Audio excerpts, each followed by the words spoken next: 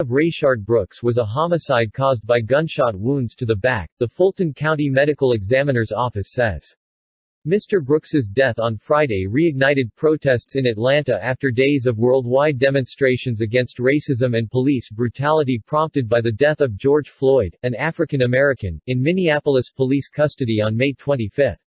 An autopsy conducted on Sunday showed that Mr. Brooks, 27, died from blood loss and organ injuries caused by 2 gunshot wounds, an investigator for the medical examiner said in a statement. The manner of his death was homicide, the statement said. Mr. Brooks's fatal encounter with police came after an employee of a Wendy's restaurant in Atlanta phoned authorities to say that someone had fallen asleep in his car in the restaurant's drive-through lane. Caught on the officer's body camera and a surveillance camera, the encounter seemed friendly at first, as Mr. Brooks cooperated with a sobriety test and talked about his daughter's birthday.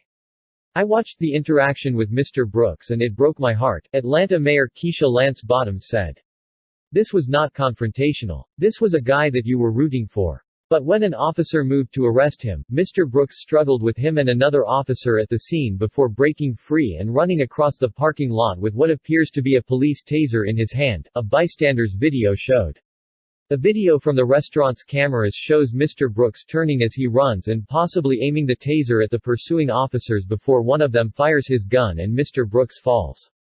Atlanta's police chief, Erica Shields, resigned over the shooting. The officer suspected of killing Brooks was fired, and the other officer involved in the incident, also white, was put on administrative leave. As demonstrators in Atlanta took to the streets on Saturday and chanted for the officers in Mr. Brooks's case to be criminally charged, the Wendy's restaurant went up in flames.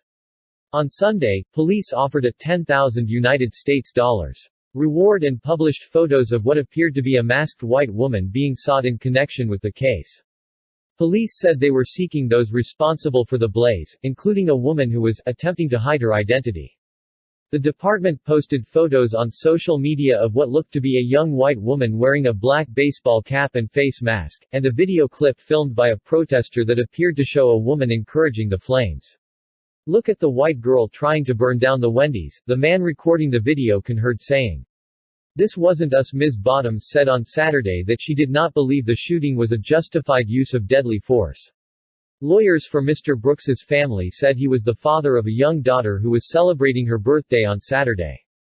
They said the officers had no right to use deadly force even if he had fired the taser, a non-lethal weapon, in their direction. Prosecutors will decide by midweek whether to bring charges, Fulton County District Attorney Paul Howard said on Sunday. The victim did not seem to present any kind of threat to anyone, and so the fact that it would escalate to his death just seems unreasonable, Howard said. Thanks for watching and don't forget to subscribe on our channel for the most updates. VSW 95.